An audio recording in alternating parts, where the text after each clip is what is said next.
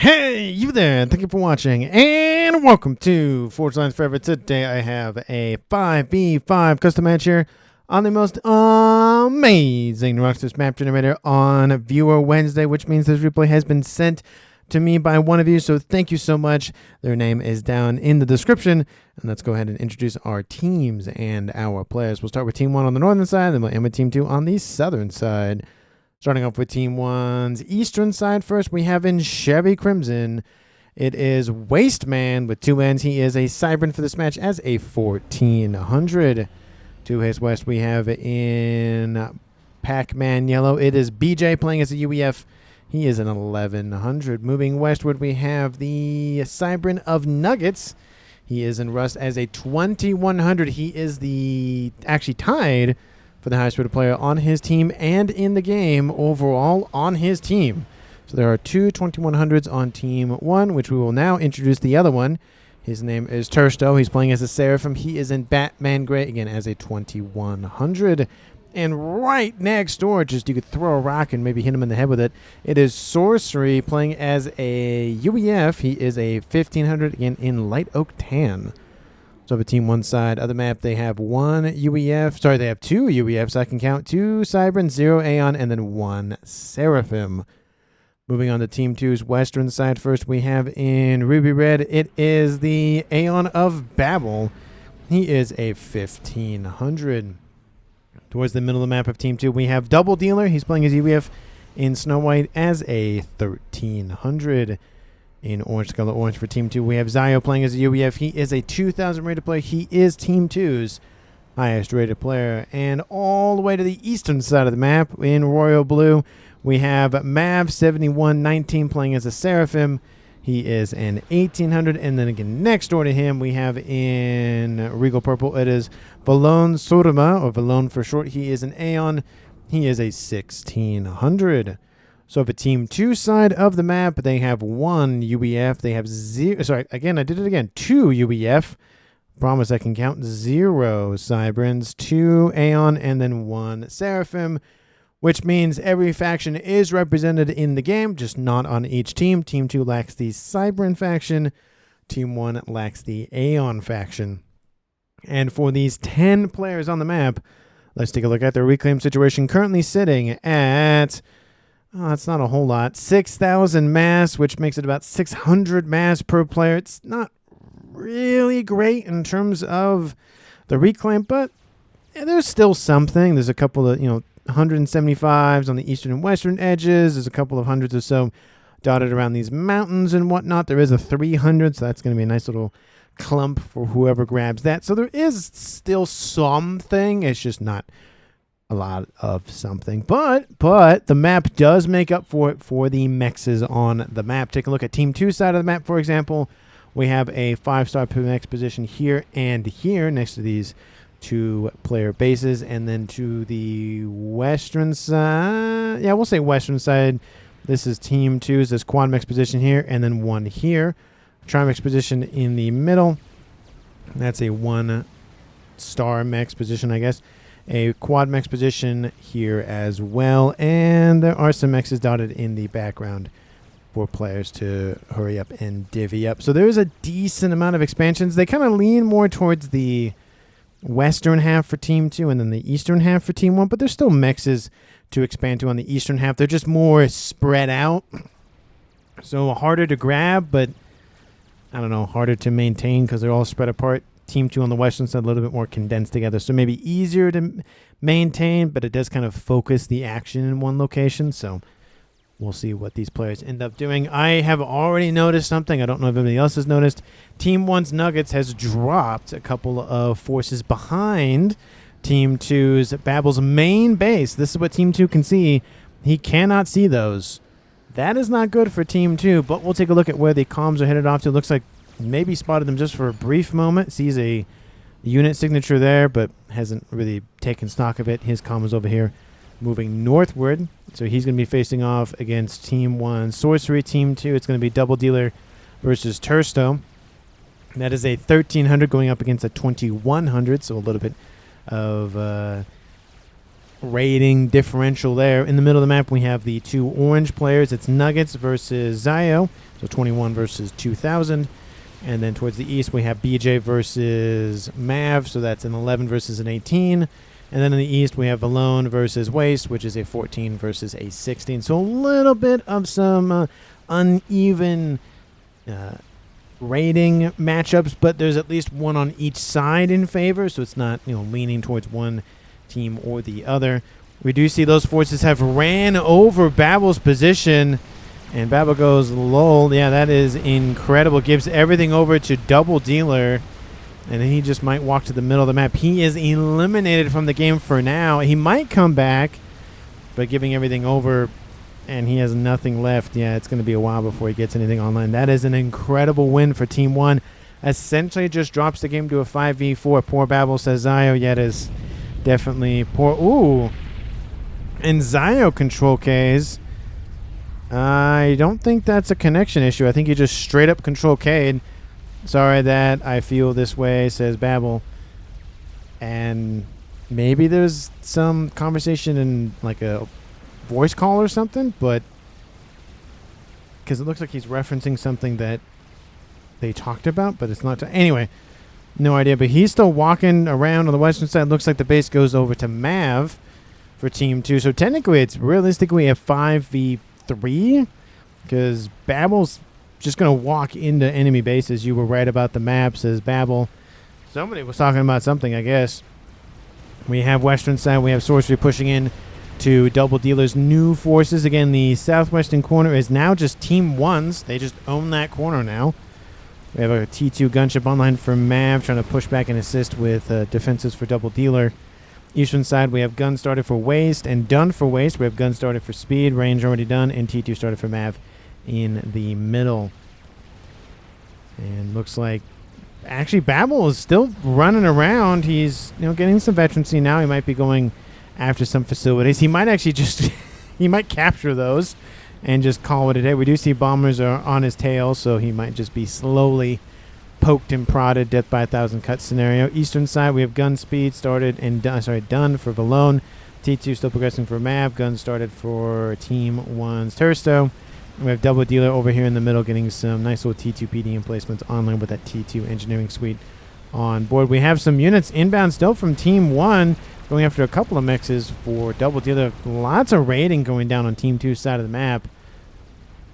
That is super unfortunate, just getting that position pretty early. And now he's getting some T2 mexes. He has a shield online, some AA as well to protect himself, and some PD, so he can't be ran over. T2 started on board Sorcerer. We have 2 players from Team 1 technically behind Babel, because Babel isn't behind them, but behind enemy lines. But anyway, you get my point. Both the comms are rooted to the spots on the upgrade to the western side. We have T2 over here in the middle, and it looks like maybe a little bit of damage from BJ's comms. So combi-com action there. Gun started for Mav now. In the middle, we have combi-com action also between Waste and Valone. Maybe that was the first combi-com action technically, because it looks like they've done more damage to one another. We do see Babel is still taking damage. What's the matter, Babel, says Sorcery. And he's just not looking. I feel like it could have been an easy thing. Just give Babel the base once belonging to Zio, and then he would have been back in the game for a base. But maybe not, I guess. I feel like that would have been the easiest solution. But there goes Babel. Killed off by forces from Sorcery. Again, it was a death by 1,000 cuts.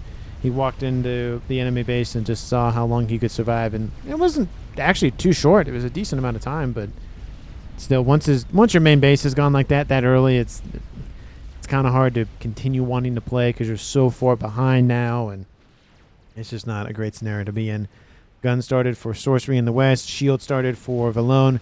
Valone is pushed back. Waste on the eastern side. Waste is taking a significant amount of damage on his comm. Same with Valone, but he can get a bump in hit points real quick with 8,000 from the shielding.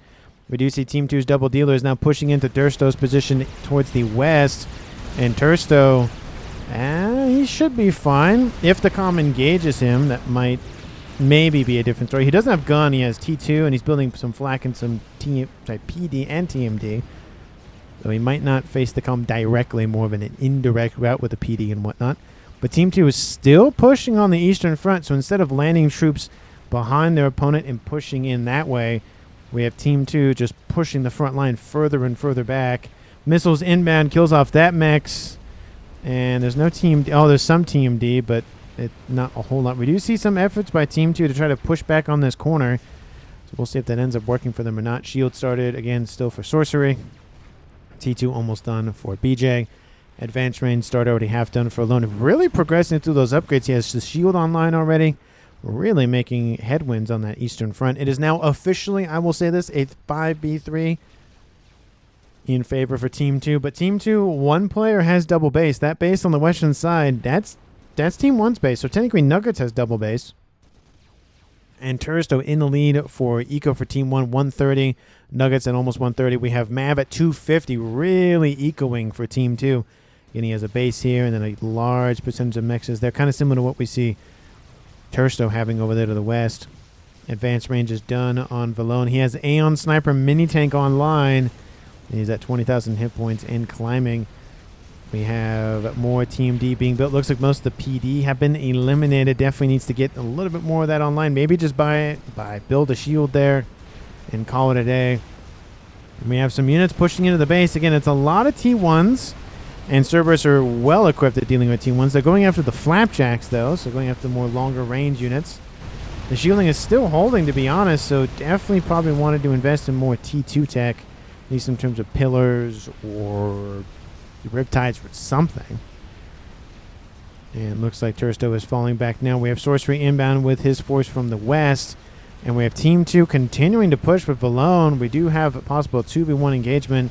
Mav is a little bit further back, but he might start pushing in the middle here once he sees that the comma of BJ is pushing into Valone's position. Double Dealer getting more and more PD online. It's a lot of T1s, to be fair. Sorcery does have shield online, so it's gun shield and T2. We have some T2 artillery being built a little bit further back. We have some Othams and some Ilshis inbound as well. Lots of forces inbound to Double Dealer's position to try to force him back. We do see some units mounting a counterattack, though, on the western side. Some engineers also getting in on the action. And Double Dealer kind of sees the writing on the wall. Sorcery trying to block off the retreat for Double Dealer, but he's fine, to be honest. It's a lot of T1s. He might get booped a lot, but as long as he's continuing to move southward, he should be fine. We do see Sorcery did not engage with his commander. Eastern side, we have BJ and Wasteman continuing to push. Wasteman, he's back up into the green at 12,000 hit points even. T1 PD being built, forcing back both these commanders, but looks like BJ gets some veterans, so he's back in the green. And Mav is falling back to his main base almost at 1 star. That looks like he's also lost some mexes here from some either bombers or missile snipes or something. And looks like Sorcery has lost this base, but Double Dealer has lost this base. So Mex is lost. It's about dead even, but again, these are technically Team 2's mexes, at least the ones that I accounted for. Team 1 did lose those mexes over there, to be fair. So it's kind of a more evening out, more in this horizontal rather than more of a traditional north v south kind of approach. And Team 2, I mean, they still have this issue. We have a ringing of mexes for Nuggets, really investing a lot of mass into this base. He doesn't even have T3 mexes in this base for himself, and he's building T3 mexes in Babel's old positions. So that's, I mean, he's really investing a lot of mass and energy and time into that base. That's the farthest forward I think I have ever seen a base. Usually it's a missile base or a sacrifice going for a GC or something, not an actual full-on PGens, mexes, shielding, that kind of thing, that far forward, that entrenched in Team 2's territory, for example. We do see a decent amount of Janus running around. Love to see those flaming units flying around the map. ASF might, actually that's a spy plane, not ASF, gets shot down, lands, wow, very far forward, dang. That inertia definitely gets that thing propelling forward after it's killed off. We do see Valone slowly sniping all those T2 PD emplacements. Almost killed off that last one. We have some Obsidians, love to see those, and some Blazes and some Harbingers. That one got severely focused by the comm. PD coming online as well. Bomber inbound, not going to do a whole lot. Almost kills off the engineers though. Janus over the top going after Valone's comm and a couple of those forces as well. Bakes them in holy fire. We have some interceptors inbound from Mav to assist also ASFs as well. Looks like Janus are actually going to continue southward now that the ASFs and interceptors are distracted. Looks like they might be inbound for the comm. I don't know if they're going to be inbound for the comm. Looks like they've spread out for some mexes here. And that mex is definitely dead. That mex is definitely dead. This one does die, so it takes 2 Janus to kill off a T2 mex. Good to know. We do see a couple of Otham starting to run around for Mav as well. So a lot of sniping the eco for Team 1 and Team 2, but Team 1 is netting the advantage at about 130 in their favor. It is a decent amount. It is still 17 minutes, so that number could fluctuate severely because of power consumption and whatnot. More mexes being eliminated. That's not great. So that's at least T2s. We'll assume those are T2s because of the mexes killed off and whatnot. This is a T3, so it would have survived. But 27 plus, I'd say 57, I think. I mean, that makes a little bit of a difference. It was about 100 or so. Now it's about 200, about 150 ahead for Team 1. T3 coming online for Team 1's BJ, probably for Ravager purposes to push back Valone. He's really been pushing a lot on that eastern front. And there are a little bit of some fire bases starting to emerge here and here just to protect avenues of attack. And I do love that not only Nuggets has stuff here, but he also sent some engineers over here to have a little base there just to protect a nice little avenue there for Team 2 to maybe try to push in, but probably not at this point, at least for now. We do have some units kind of getting gummed up in the works around this little mountain pass thingy mongoose and Titans running around. And looks like Team 1 and Team 2 have kind of died down on terms of their action. They're trying to focus a little bit on getting those T3 land units really spammed up. We have, of course, Team 1 at 770, Team 2 590, so almost closing in on 200 mass in favor for Team 1. We still have Mav in the leader for the mass total, at least how much mass he's producing by himself, at 350, 320. Double Deal is the lowest at 82. And then everybody else is, of course, somewhere in between. We have some gunships inbound from Mav. Looks like he's sending in the broadswords. Transport, it's not that important, but going after the AA, going after the engineers, that's definitely a good thing. Going after the engineers producing more AAs, that's a great move. If your opponent can't use their units to build other units or stuff to defend themselves, then they're kind of just stuck with what they got.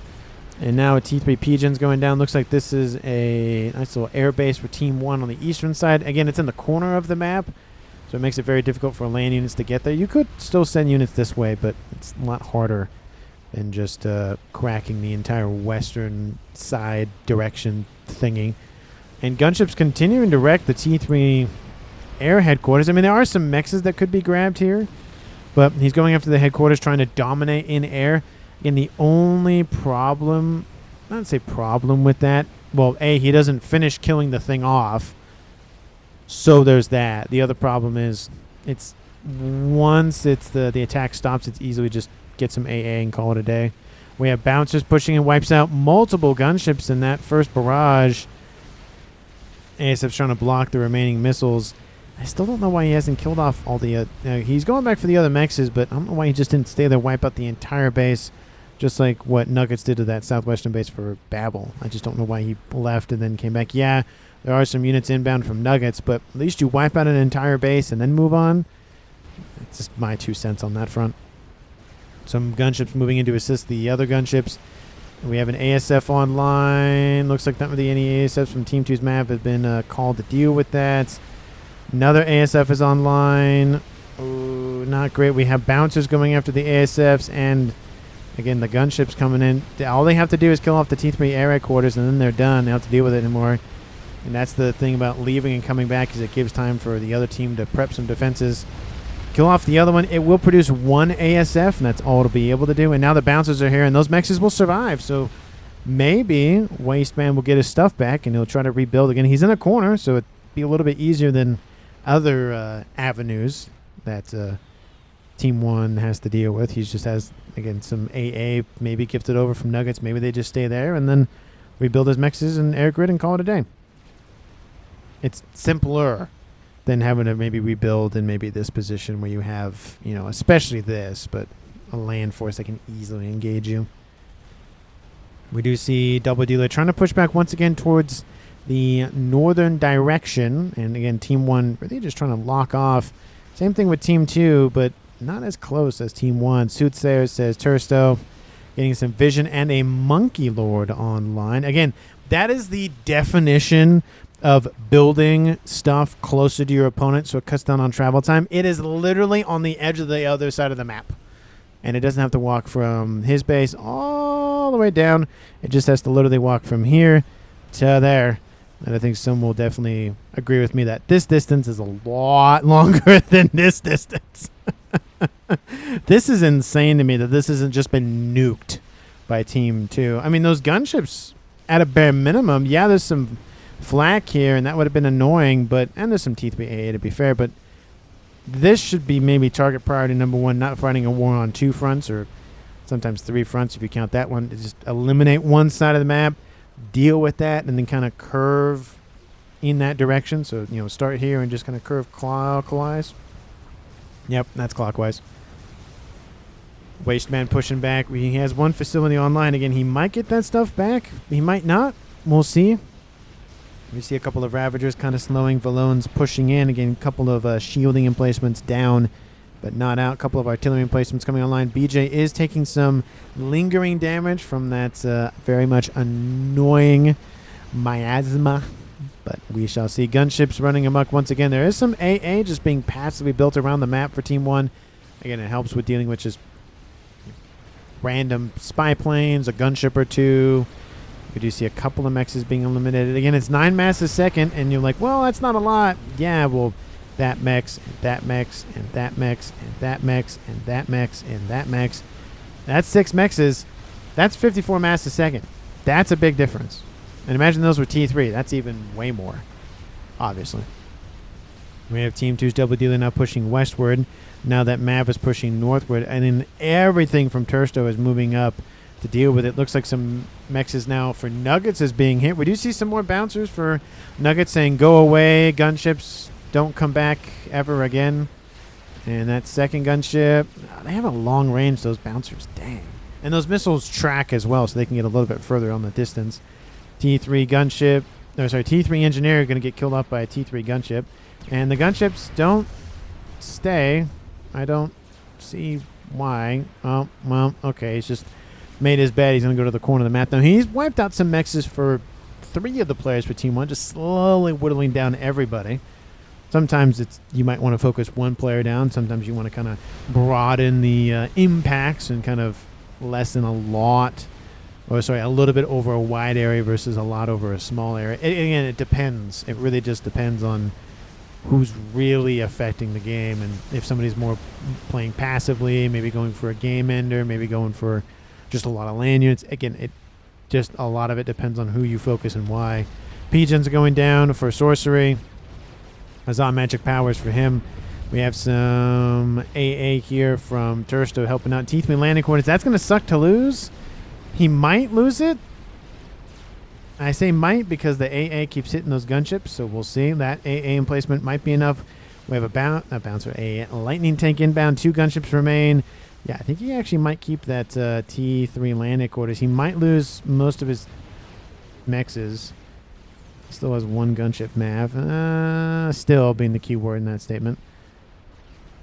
Eastern side, lots of artillery from Team 2. Again, longer ranged affair. We have counter T2 artillery, but again, the ball is already rolling in Team 2's court. There's a lot of firepower. Also in mobile tech from these nice little Serenities. So, honestly, it's not going to work. You need to fall back. He needs to fall back, maybe back to where Nuggets' position is, get the artillery here, and then prevent Team 2 from pushing forward. Because whoever starts the war in artillery, not always, usually wins. Let's see if they spam enough up. But there's really nothing that BJ can do. Yeah, he can build more shielding. Yeah, he can assist the shielding, all that stuff. But it is a losing war just because there's so much firepower already here. Spider says double dealer. There's the Spider. Couple of Mongeese. Definitely not going to be enough. He's building another one. He is soon going to build another one. And this base from Team 2's double dealer, his only base, his main base is under threat. Monkey Wood's going to fall back. Going to need some AA protection. We do see some bouncers. Again, Nuggets doing such a very good job of saying, hey, my opponent is using air units. I should counter with AA units. And he's countering decently hard with them as well.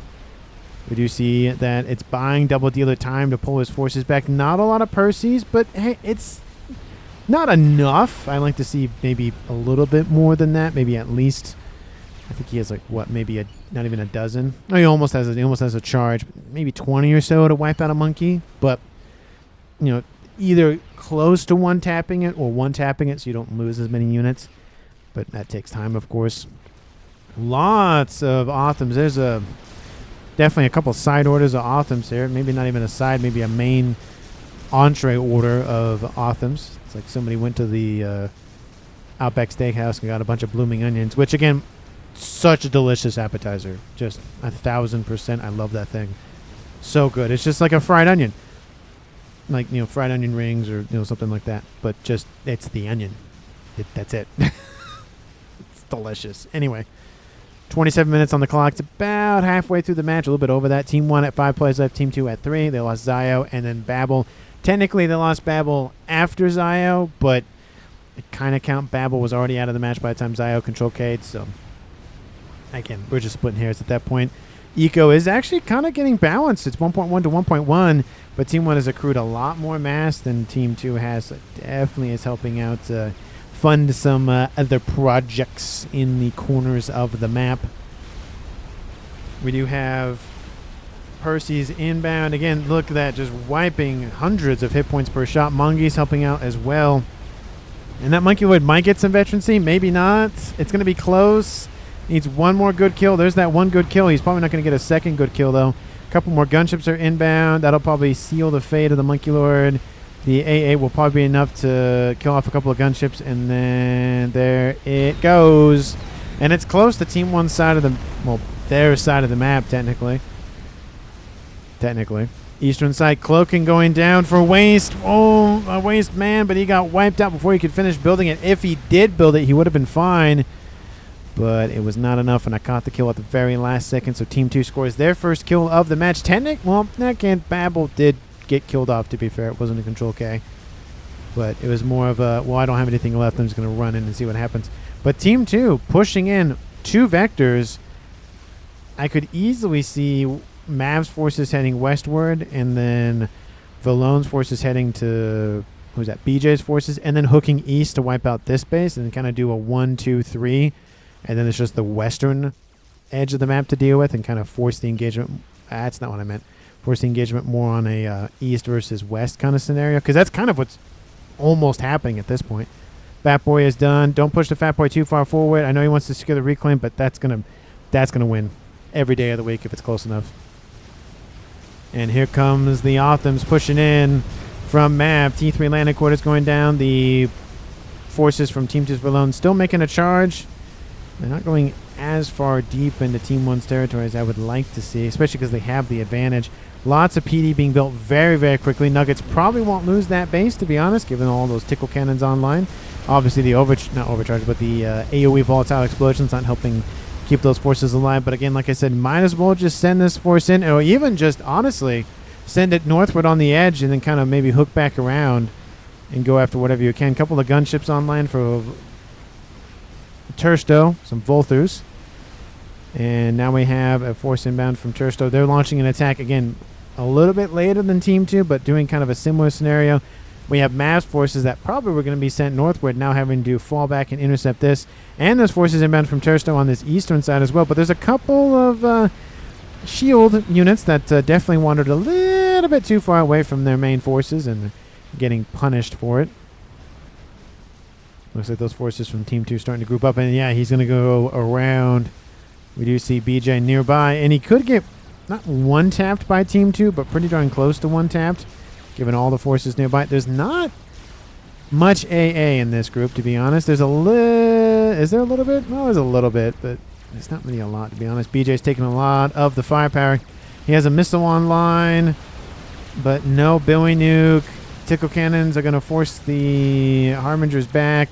Again, Othams are now carving a path northward. All of his mexes are pretty much dead. And Nuggets now gets this base, it looks like.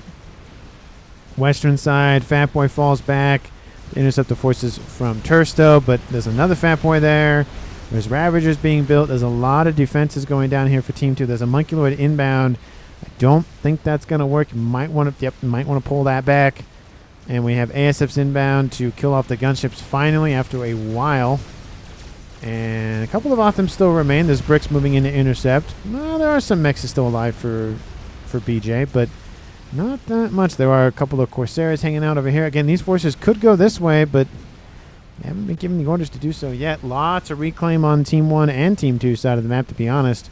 Obviously, where you would expect it. Look where the Monkey Lord is positioned, and look where the dead Monkey Lord is. And there's a coincidence happening over there. More and more gunships being added to the mix from Mav. I am kind of surprised no one's gone for a little bit bigger item, even just a nuke or something. But nothing big and exciting yet for Team 2. Anything for Team 1? Nope. And then, yeah, probably not in this space. Yeah, it's just going with the traditional Team 1 to T4 land air units. Haven't seen T4 air units yet, but maybe. And we have some ASFs coming in to assist from MAB. So it looks like they are maybe going to move in on that base. It's going to take them a little bit to get there, but they could get there, or they will get there. It's just a matter of how many forces are remaining. Othams engaging PD and other Othams from Team 2. It's a winning war for Team 2 just because there's more units there. MAB pushing in against Sorcery's forces. There is a FAF warrior. It looks like newly minted here. That's going to help out a ton. Looks like MAB just will have to be forced back. And there's one Monkey Lord, two Monkey Lords. He's actually reclaiming those gunships first. I feel like he would just reclaim the Monkey Lord first, but maybe it's just the command order for the attack all. Yeah, it looks like it's just the attack all command for the engineers and what they focus on first. T3 almost done for Sorcery on board his base, or in board in his base. T1 PD being built, not super quickly, but a couple of them were built in time. And it looks like they're now being dealt with. And there's also some Obsidians mixed in as well. A couple of Corsairs helping out a little bit. So this base will be gone. So Team 1 has lost this, or will soon lose that. And Team 2, again, has had this for a very long time. Two Fat Boys, they're getting awfully close to those three. Yup, they go, nope, not doing that. Not going that way. You left cheating on, says Nuggets. What? What do you mean you left cheating on? What does that mean? What? Because I have seen the message of, somebody is cheating or trying to cheat or whatever. So I highly doubt that will affect the game, but it might. I don't really know. And everyone's kind of laughing about it. Looks like the Harbinger's pretty much dealt with everything in this base. Corsairs are still being built out of that T2 air headquarters. Definitely want to deal with that. And looks like the Harbinger's going to moving into the middle of them. They're not staying. T3 Mex is dead. T3 Mex is dead. And they're going to go after the headquarters and call it a day. We have spy planes over the top getting a readout. This is what Team 1 can see. They can see a chunk of the conglomeration that is Team 2's. What is that?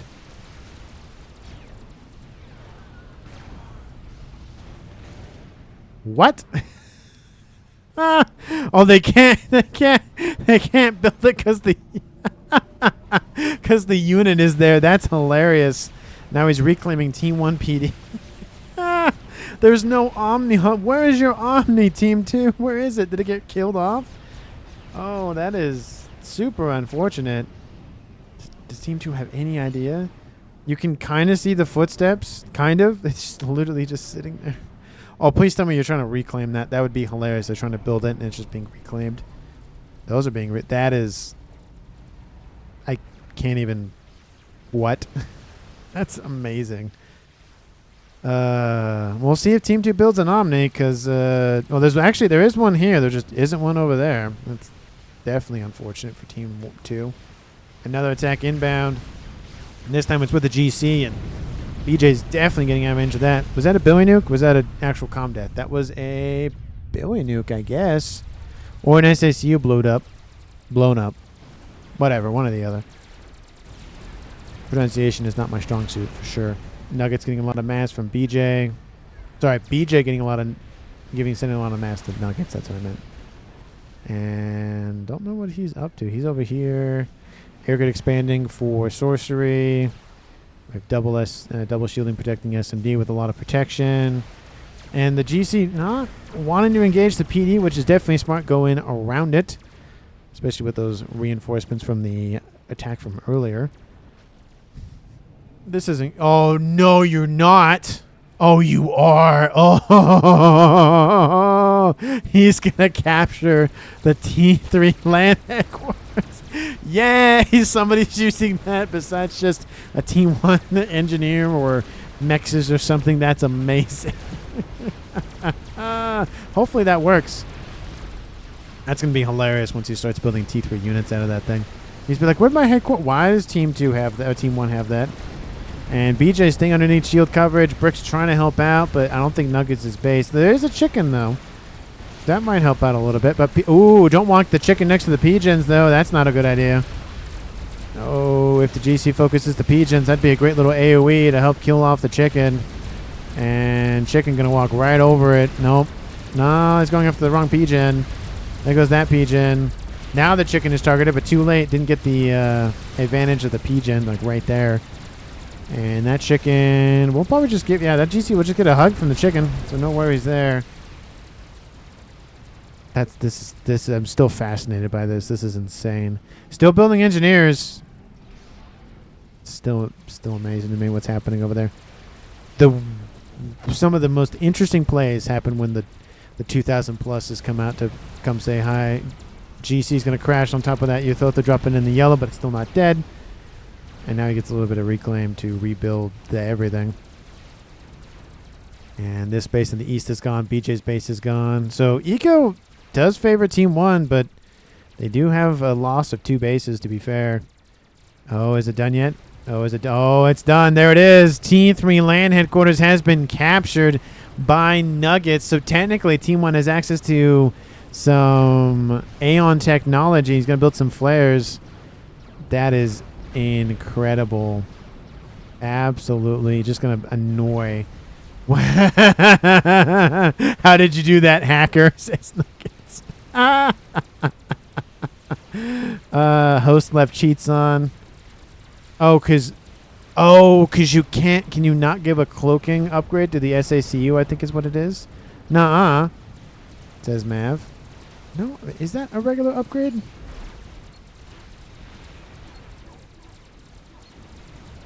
Cloak preset. Yeah, there's a cloak preset. Honestly, the right? Get an Omni online. You need one to target that thing realistically. Think swap. Invisible Cybran Com says double dealer. I mean, obviously the Cybran commander gets the cloaking upgrade. I just can't remember if normally the SACUs do. I don't think they do, but they might. Just a tad. Tactical nuke being built for a double dealer. That makes me think that's a... Yeah, I don't see any other weird upgrades. And he has teleporter. That's interesting. Just realized he had that, which is normal. This is still insane. Hey, it looks like he built the Omni. But Team 2, he definitely sees him now. No, he's just ground firing. He just follows the location of it. Hey, there you go.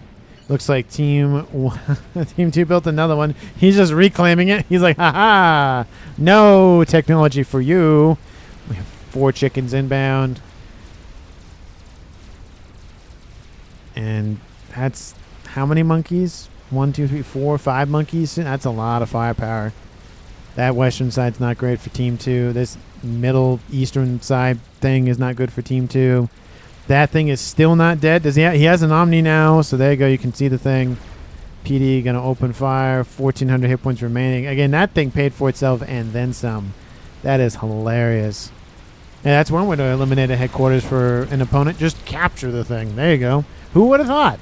Just capture the headquarters and you just have it. And they don't. There you go. That'll work. We have Percy's engaged in the western side against a lot. Maybe similar amount of Percy's.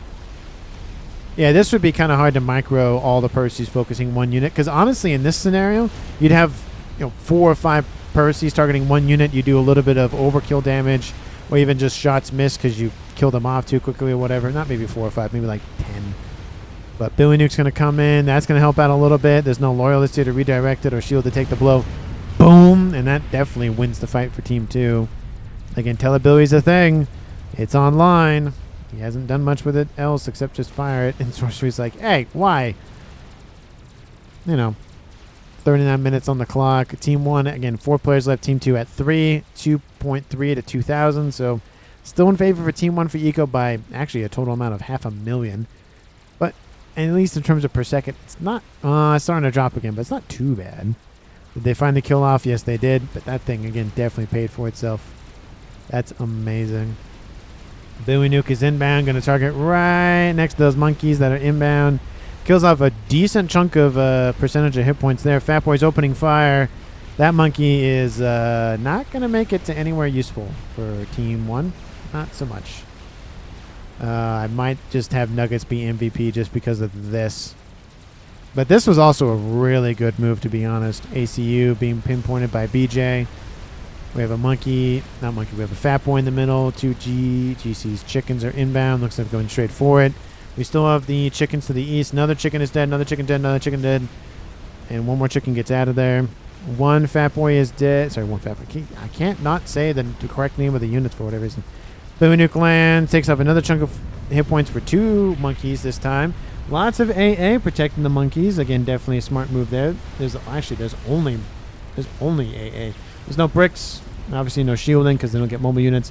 Reclaiming the Mega. Don't know why that is. Just in case the Fat Boys, I guess, come to say hi. Tons of Ravagers saying, you're not going that way. Double Dealer inbound with a Billy Nuke because a Fat Boy died.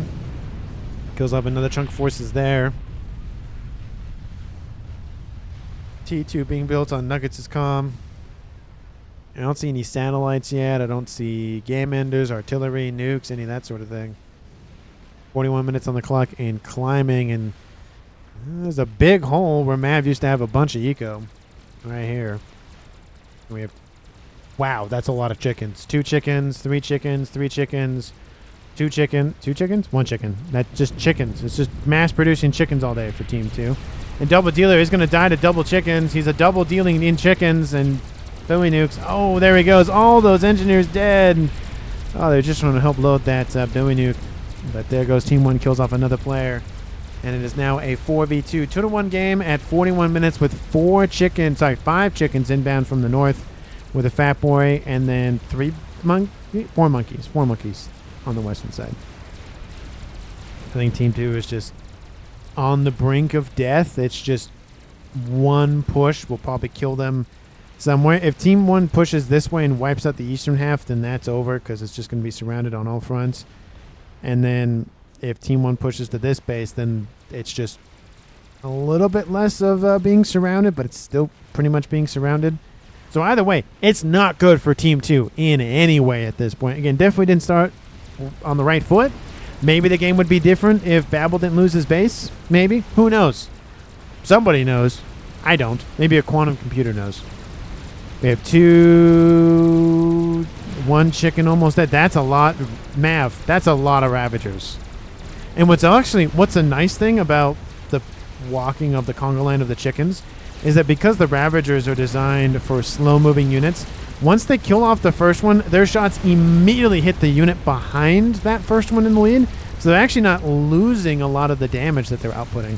Because, it's like, oh, I'm shooting. Look at all the shots being wasted hitting the ground behind them. It goes right into the next unit. So not great for Team 1. He should have spread them out this way and then attacked them, obviously like that. Or just try to constantly attack from different directions and then overwhelm the defenses anyways. But it's good defensive measure by Team 2. He got a little bit lucky with how the chickens were walking. It's still a 4v2 though. That APM is definitely showing itself at 43 minutes. This is crazy to me that it's no. You are not building an artillery piece on the opposite side of the map. No. I mean, I was, the monkey lords, the crabs, the suits there, the artillery? What? It looks like Team 2 recall 1 more vote. And he can hit everything. That's not just, I can't hit the base in front of me. That is, he can hit the everything on Team 2's side of the map. No issues on range at all. That's just incredible to me. And might as well just build more chickens or something. And just call it a day. Don't know what they're planning everywhere else. He just wants to build an artillery on the opposite side of the map, I guess. This might be his one and only chance to do it, so who knows. They have 4 chickens, 5 chickens, 7 chickens, 9 chicken, 10 chickens. There's double-digit chickens. There's double-digit chickens for a, well, not for a player, for double dealer, but he was hoping that he could double deal some chickens to himself or something to himself to get some more units and cash on the map. I do see 1 chicken, a brick house, if I've ever seen one. That is way, yeah, look at that, 67. That's 5 brick walls. That's more than enough for a house working on a garage at this point. Or, you know, I don't know, a fence or something. At least a brick house. 3 GCs, 3 one-eyed monstrosities. We do see, oh, that's a decent amount of shielding. Oof. Again, 10,000 per T3 mobile shielding, so, you know, 20 or 200,000. I like how I have 3 T3 NG lines. Wait. Spamming chickens, and I can just barely spend. Barely? Negative 600, and you're barely? I don't know about barely spending it, but you're definitely spending it. Team 2. Well, that's a YOLO. That's not going to finish anytime soon. Oh, is he just ground firing now? He's like, I just don't want to deal with it. Nothing. I want to deal with nothing that was happening over there. Starting Nano Sister. So just spend the mass, I guess, at this point. He's spending it pretty quick, to be honest. 45 minutes on the clock. Team 2, no recall vote yet.